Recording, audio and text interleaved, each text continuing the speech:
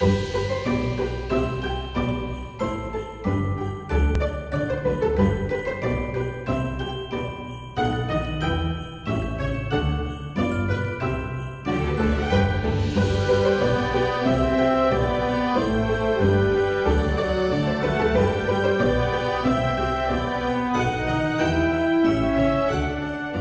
you have it. Thanks for watching my Christmas cookie tutorial. For more easy cookie decorating, please subscribe to my channel.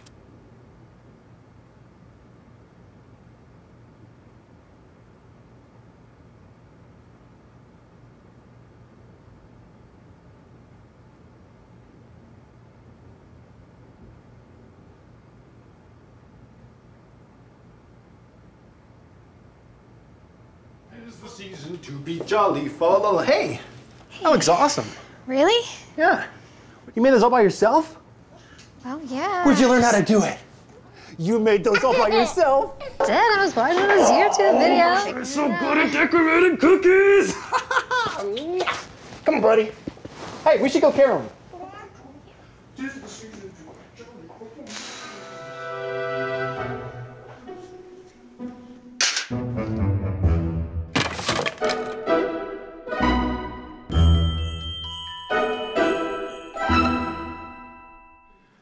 All right, let's be honest. How many people have ever had that happen to them before? They tried to make cookies look good and it just did not work out.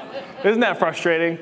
Hey, I'm so glad that you're here today. If you don't know, my name is Chance, and I'm one of the pastors here. In particular, I'm the speaking and teaching pastor here at Crossfire.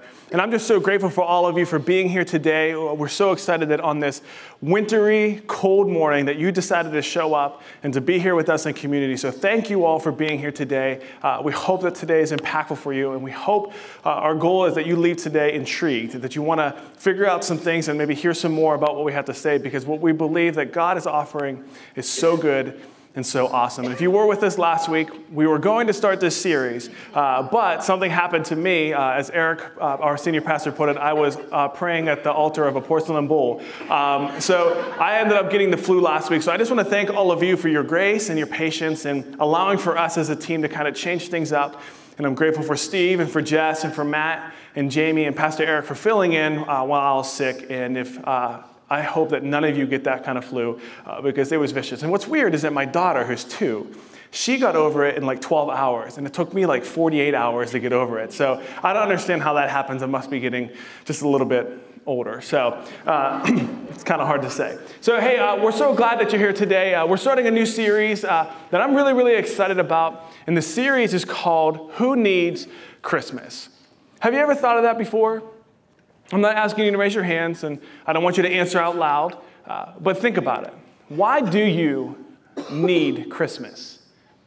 Why do you need all the things that go with it? Isn't it crazy to think about? We celebrate this idea of Christmas, and we have family gatherings, and we go through meals, and we do dinners, and we have a lot of fun things that happen. We get gifts, we make cookies, we celebrate, we enjoy time together. And sometimes for some of us, it can be kind of hectic.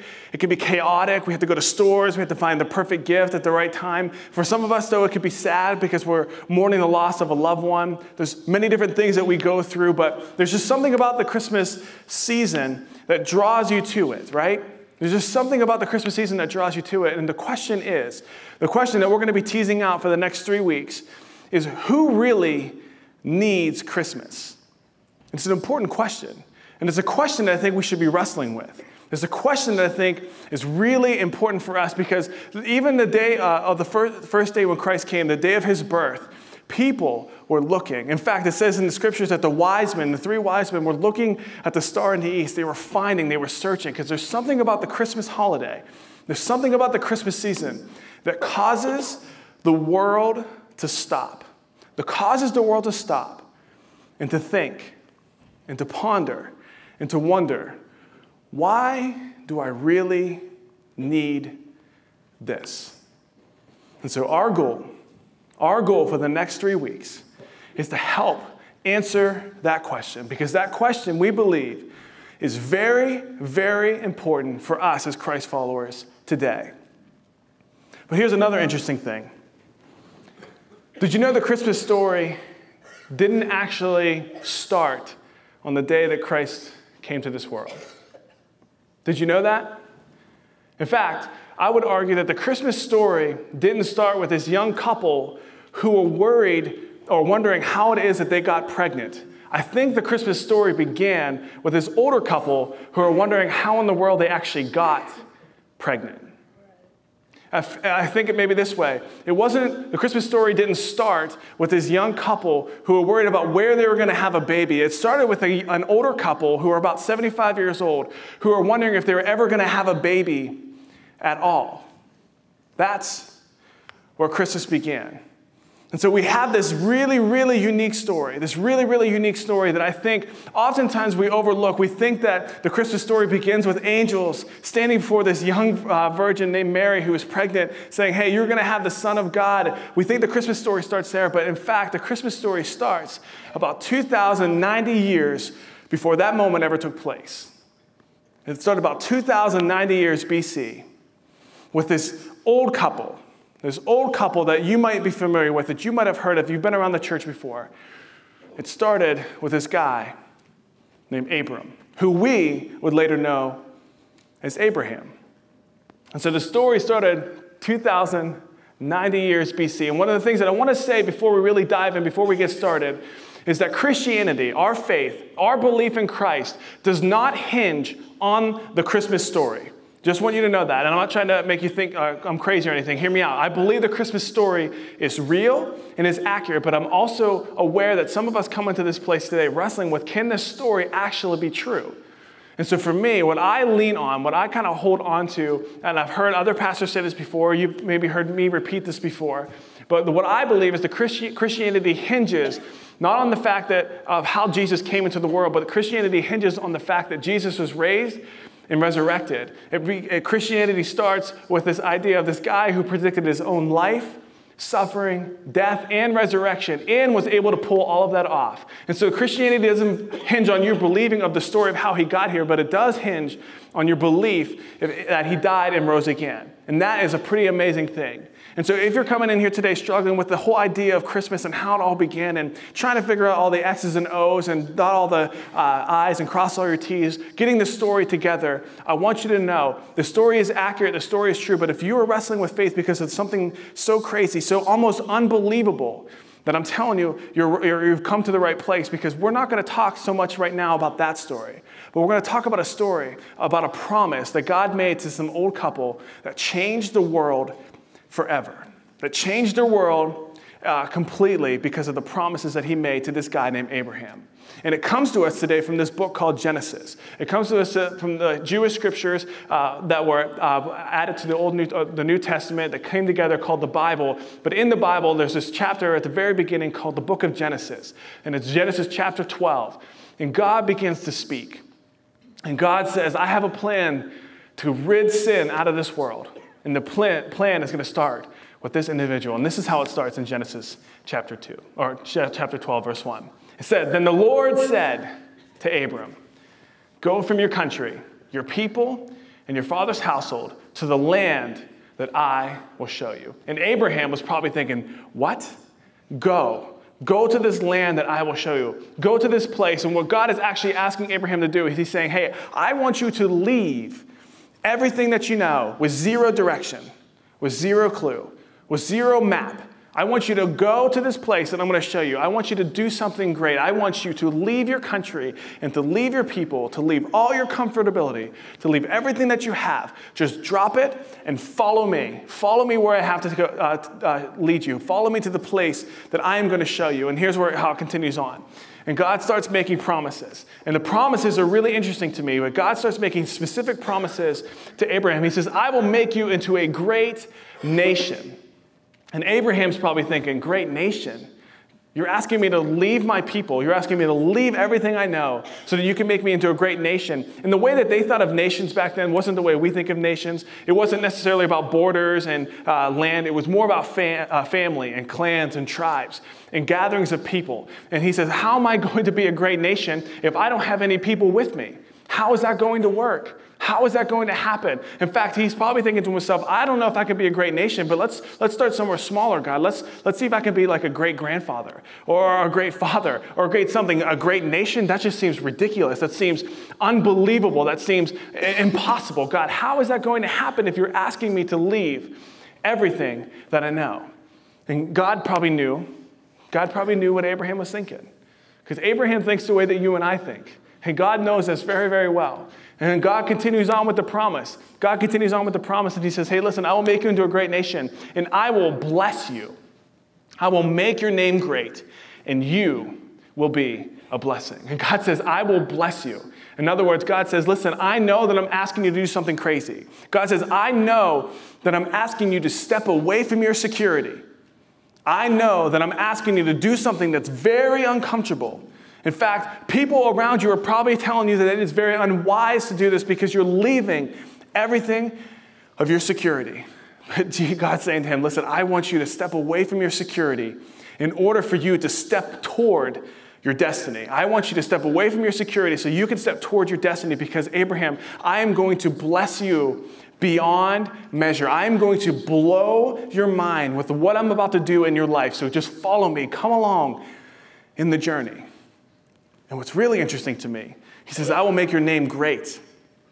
Abraham, your name will be great. And what Abraham hears, and what we don't often see, but what God is essentially saying to Abraham is, hey, listen, you are going to be famous. In fact, you are going to make a huge difference. And Abraham's thinking, how?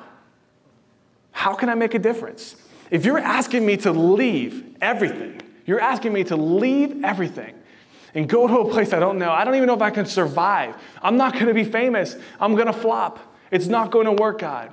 It'll never, ever work. And God says, listen, I want to make your name famous, and you will be a blessing. And Abraham's hearing this, and he's saying, a blessing, because in that culture, in that context, people just didn't bless people. It wasn't something that they naturally did. In fact, blessings tended to stay within family groups. And if Abraham is leaving his family, who the heck is he going to bless? And how is he going to be a blessing to other people?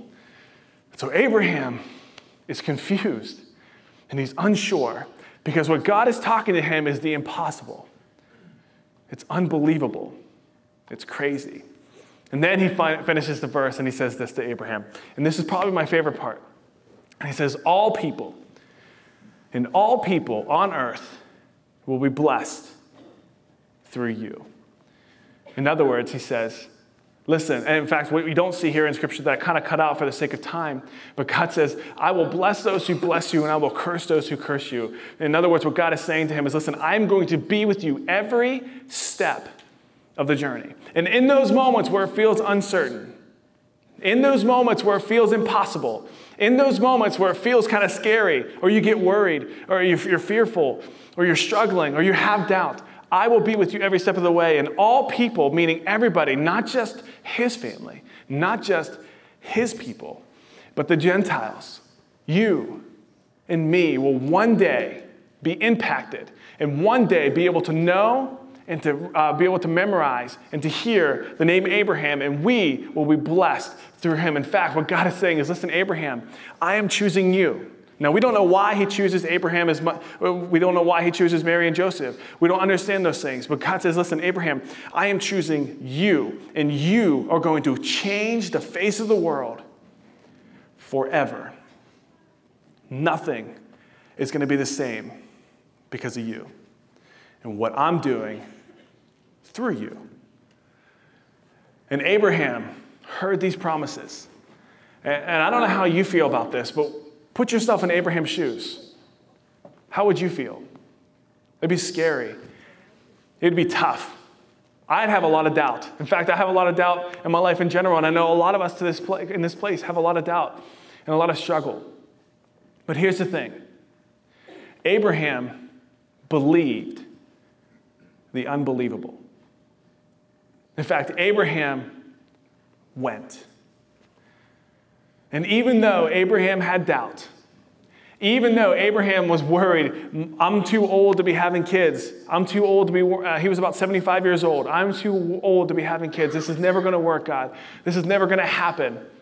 How can you make this work? But Abraham went because he chose to believe the unbelievable. And so a lot of things happen. A lot of things happen from that moment, 2,090 years BC, until the day that Jesus was born. And so what I want to do over the next few minutes is kind of crunch about 2,000 years of history into about 15 minutes. Are you ready for that? Stretch out, shake your shoes. Hey, everybody, just shake your arms. Because what we're going to do is we're going to cover a ton of ground. But I want you to know, there is a thread that kind of flows through this story, a thread that oftentimes we miss because we're so clouded, we get so lost sometimes in all of the tragedy and all of the stories and all of the pain and all of the struggle. We get lost in what happens in Scripture because it's just a lot. There's a lot going on. There's 2,000 years of information to sort through. But what happens is oftentimes we look at these people, we look at their struggles, we look at their pain, and we wonder how it is that they ever endured it. And the reason that they're able to, the reason why we have that struggle is because we're actually on the other side of Christmas. We're on the other side of God's blessing. These people had to live through their struggles, but they had a hope because what is weird for us, what is unbelievable for us, what is hard for us to believe, it was everyday, normal life for them, the struggles that they faced. And so it's really interesting, but Abraham had a son. And Abraham's son, his name was Isaac. And the Hebrew word for the name Isaac is laughter. Did you know that? The Hebrew word for Isaac is laughter because Abraham said to God, I don't know how I'm going to have a son with my wife Sarah. It's impossible. We're past the age. It's never going to work. And God says, I'm going to tell you something. You're going to have a son, and here's what you're going to do. You're going to name him Isaac. And that's because I have a sense of humor. And you think it's laughable, but I want to show you that I'm actually kind of funny, and I'm actually going to make things happen through you. And so Abraham has this son named Isaac, and Isaac does a lot of great things, and does a lot of different things, but Steve, you can go ahead and pop it up. But Abraham then has Isaac, and Isaac then goes to Jacob. And Isaac has this son named Jacob, and it actually should be the name Esau up here. Did you know that? The name Jacob shouldn't be here. It should be Esau because Jacob was the younger brother. And how it worked out in history, how Jewish culture worked out was that the oldest son inherited, got all the birthrights, got all the responsibility, got to carry on the legacy and the name. But Jacob was a sneaky one. Jacob was very, very sneaky. And Esau was kind of dumb. Let's just say it that way. Esau was kind of dumb. And Jacob did something pretty unique. He actually dressed up like his brother Esau because at this point, Isaac was blind. Isaac wasn't able to see, and so he dressed up like his brother Esau. And he went into Isaac's tent, and right at the moment when he was going to bless who he thought was Esau, before he died, he ended up blessing Jacob. And Jacob ended up having the birthright. And so Jacob ended up being able to carry on this legacy of Abraham's promise. And these people knew about Abraham's promise. They knew what God had promised Abraham. And so they were excited about it because they thought maybe we might be a part of the story that changes the world forever. We will be a part of the story where we get to say our grandfather's name and it'll be exciting. It'll be awesome. And the world will never be the same. But time continued on. Right? Time continued on, and then Jacob had 12 sons, and one of the sons, his name was Joseph. And have you ever watched the show, Joseph, An Amazing Technicolor Dreamcoat? Anybody? Well, I have a DVD of Steve in tights. If you want to watch that, it's going to be amazing. So Steve was Joseph in our musical in high school. But there was this guy named Joseph. You're so embarrassed. He's not. He doesn't care at all. Steve has no care about that stuff. He'll do it. So the thing is that Joseph was born. And Joseph was one of the sons of Jacob. But Jacob really loved Joseph. Jacob really loved him so much. In fact, he was Jacob's favorite son. And the other brothers got jealous of this. The other brothers struggled with how it was that Joseph could be so favored. And so you think you have family dysfunction, right? You think you have struggles over the Christmas holidays? You think you fight? You think you struggle? Well, here's what they did. They actually were considering, how the heck can we get rid of this Joseph guy? Because my brother is so annoying and everybody loves him more than us, and we kind of are the misfits and no one cares about us. And so they devised this plan. Their plan was simply two things. Hey, should we kill him or should we sell him? Should we kill him or should we sell him? And I'm talking to you, that's family dysfunction right there. I know my family has some weird stuff, but that is some weird stuff. And so they say, should we kill him or should we sell him? And then they thought to themselves, they kind of got this epiphany. They had this big idea that said, hey, listen, if we kill Joseph, we get zero reward for that. So why don't we sell him into slavery, and then they will pay us for him, and then we'll just go back and tell our dad that Joseph died. And that's all there is to it. And so they did that. They went and they sold Joseph into Egypt to be a slave. And there's a lot of things that happened because of that. And so Joseph gets to Egypt, and Joseph is there for many, many years, going through kind of the ranks. And eventually Joseph is able to interpret dreams, and God gives him this ability. And so Joseph, through this ability, interprets the Pharaoh's dream, and the Pharaoh gets impressed, and Joseph was right, and all these things kind of happen. Joseph prevents a famine for Egypt. They didn't get struck by the famine because he had them prepared. And so it was really interesting. Joseph became second in command. And he was leading all of Pharaoh's people. And there was a famine that hit his brothers, and they all decided to come back and go to Joseph and say, help us, help us, help us. And what did Joseph do? He didn't show contempt. He didn't try to kill them. Joseph forgave them. He gave them a little trouble. He gave them a little hard time, but he forgave them. And so what happened was all of Israel was back. Abraham's family was all back together. And they were in this land called Egypt. But as time went on, the Israelites, the Jewish people, began to be people that were hated. And in fact, what started to happen was the Egyptians actually took the Jewish people as slaves. They took the Jewish people as slaves. And so not only were they having family dysfunction, they were in slavery for years. They were in slavery for years, and a lot of bad things were happening. This was hundreds and hundreds of years of torture, of ridicule, of abuse. They just went through a lot of difficult situations, and slavery took them over. And wouldn't you wonder that the promise that they heard, that they remembered from their great-great-great-great-grandfather about this guy named Abraham, who God said through him and his family that he would change the world, do you think that they were starting to wonder where he was at and what God was doing and why things hadn't finished? Because they've been stuck in slavery for so long. But then God continues to work. And there's this guy who you all will probably know from Sunday school and heard from stories. His name is Moses.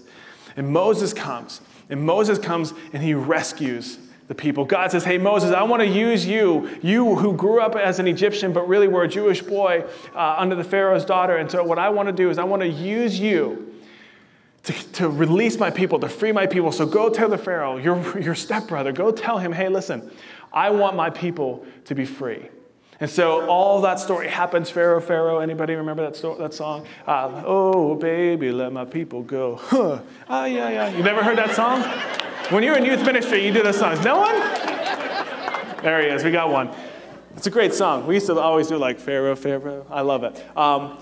And so Moses has that experience, and he talks to the people, and he says, hey, we're going to be free. And so Moses, the whole story, goes to the Red Sea, does all of that amazing stuff God provides for them.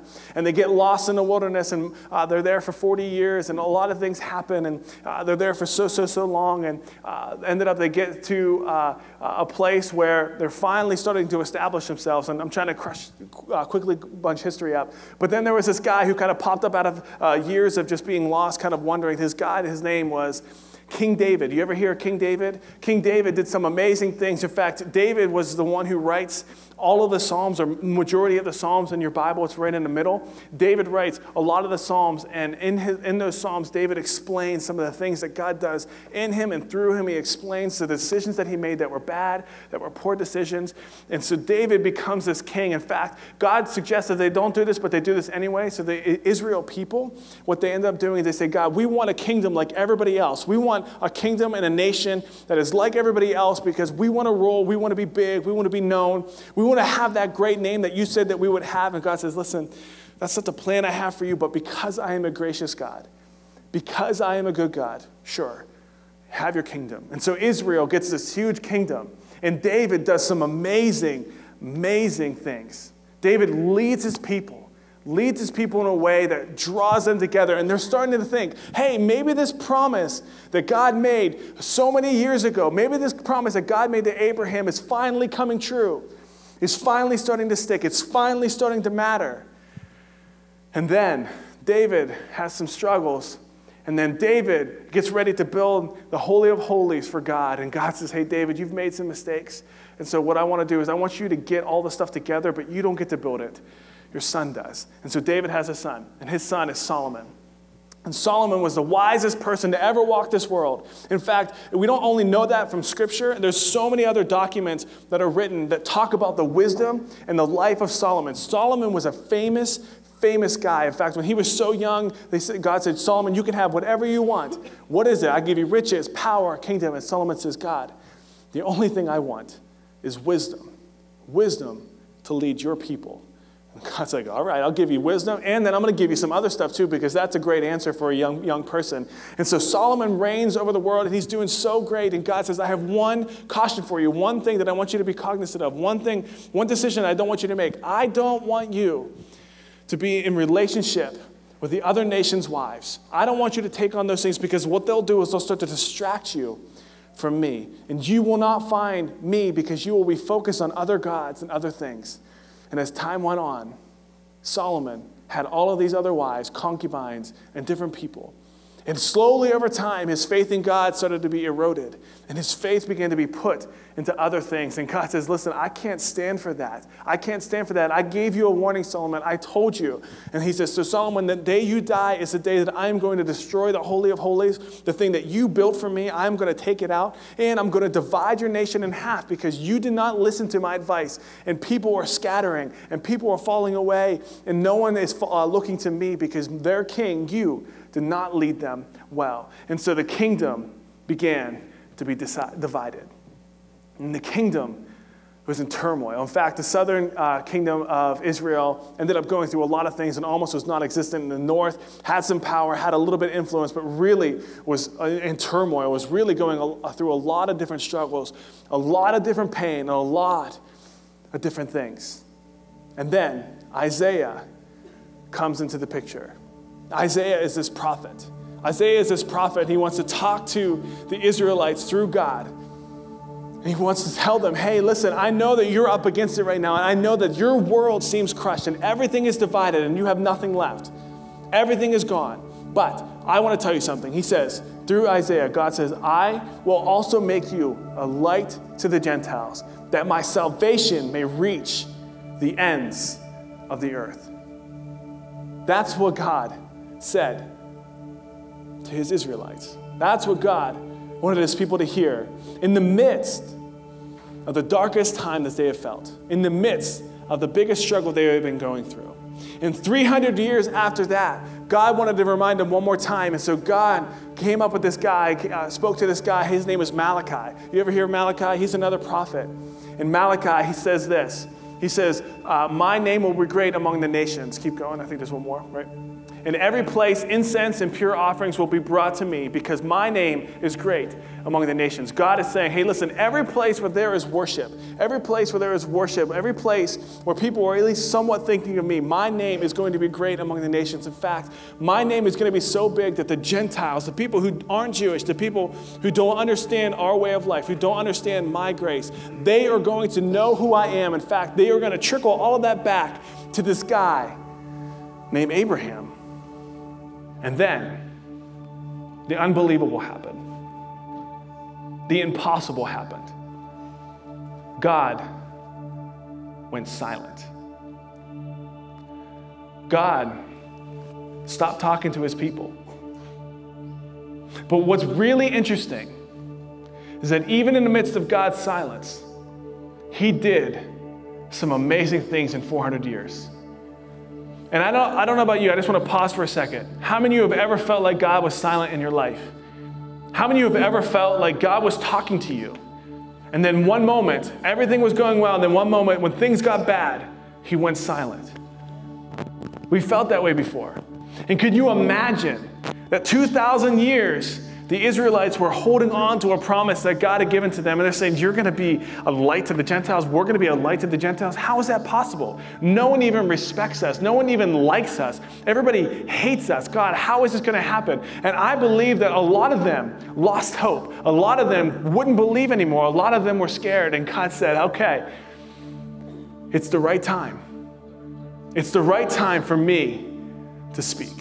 And so 400 years happened, and on Christmas Eve, we're going to talk about what happens in those 400 years. So hold on to your seatbelts, because that's going to be amazing. But God does something in the 400 years of silence that changes the world forever. And then, this is where the story picks up. A story that we know, and it says, but the angel said to her, do not be afraid, Mary. Do not be afraid. Why? You have found favor with God. And it keeps on going. And you will conceive and give birth to a son, and you are to call him Jesus.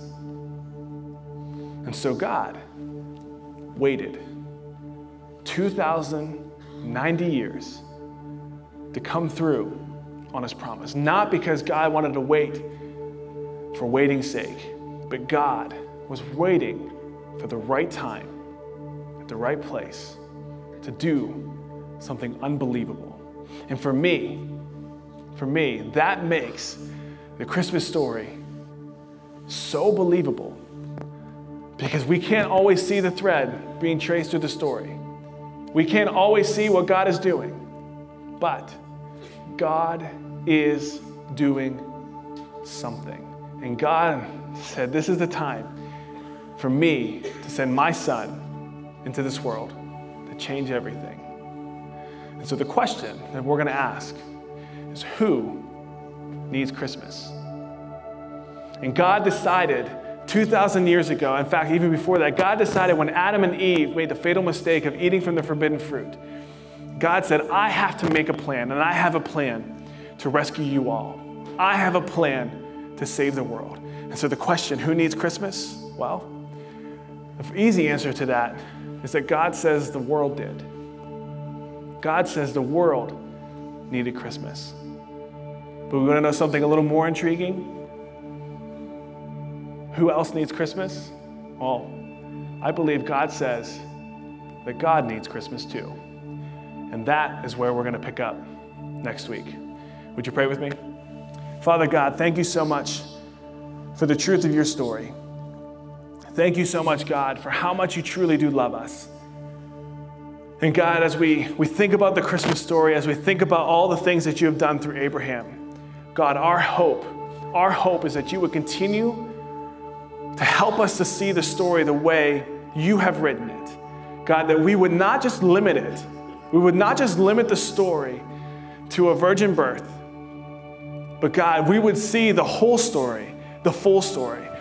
That 2,000 years before Jesus took his first breath, you were moving and working and planning a way for us, all people and all nations, of all backgrounds, of all races, of all struggles, of all worries, of all success, of all failures, of all pride.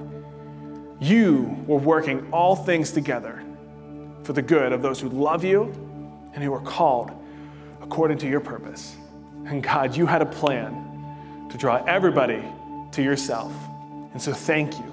Thank you for the birth of Jesus. But thank you for the promise that you've given to Abraham, that through him, because you chose him, but through him, you would change the world. And so we're grateful for that, God. And we're grateful for the simple fact that you recognized and understood that the world needed Christmas.